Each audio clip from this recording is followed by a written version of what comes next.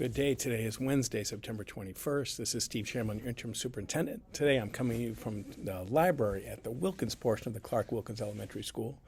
This summer I had a chance to come visit the library the first time at the Ways and Means meeting this summer and felt immediately that it's an area that needs to be updated. They're working very hard to try to make it as welcoming and meet the needs of kids, but it just is a space that needs to be updated. Last week at the Amherst School Board meeting, a member of the Ways and Means Committee asked why the building project, what problem is it being fixed, and what's the best solution?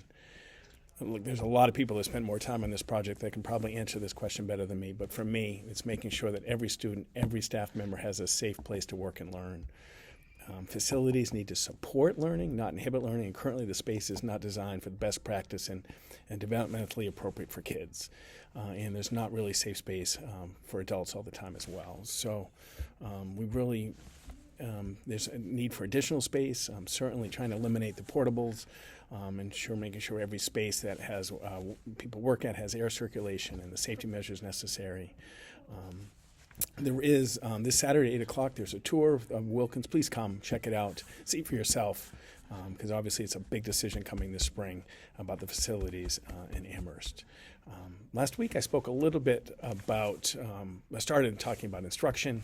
I talked about the importance of caring relationships between the teacher and student, talked about standards and curriculum, how that plays in design, and talked about pre-assessment, the necessary of understanding exactly where kids are before we design our instruction. Today, the focus is for me is evidence research-based instruction.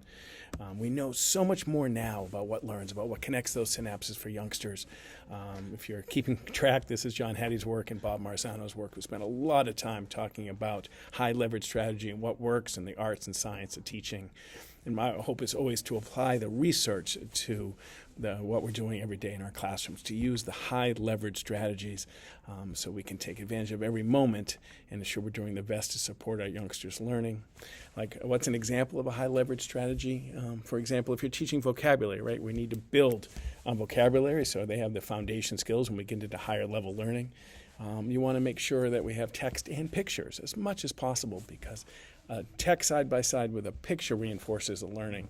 So if I was teaching again, if I was ever trying to build content or specific knowledge related to a topic, I'd make sure I'd have pictures next to text as well.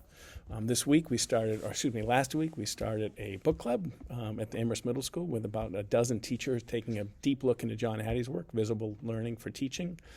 And we talked about how important, how successful and effective it is to have kids teach kids. Research shows this notion of reciprocal teaching, where kids teach kids, is really a high leverage strategy. We'll talk more about this. This is really exciting to me, about helping teachers feel and be successful and helping students learn and families see the growth of our kids right away. So hopefully we'll talk more about instruction. Moving to the interim superintendent role from the assistant superintendent role, the finances of education have become a little bit more involved in my job than last year, where learning was the focus of my job. It's a little bit about the funding and the finance of education right now as we enter budget season. Just thank you so much for your support. I hope you have a great rest of the week. And just a reminder, there's a tour of Wilkins this Saturday at 8 o'clock. If you get a chance, check it out. And thanks again, and have a great rest of the week.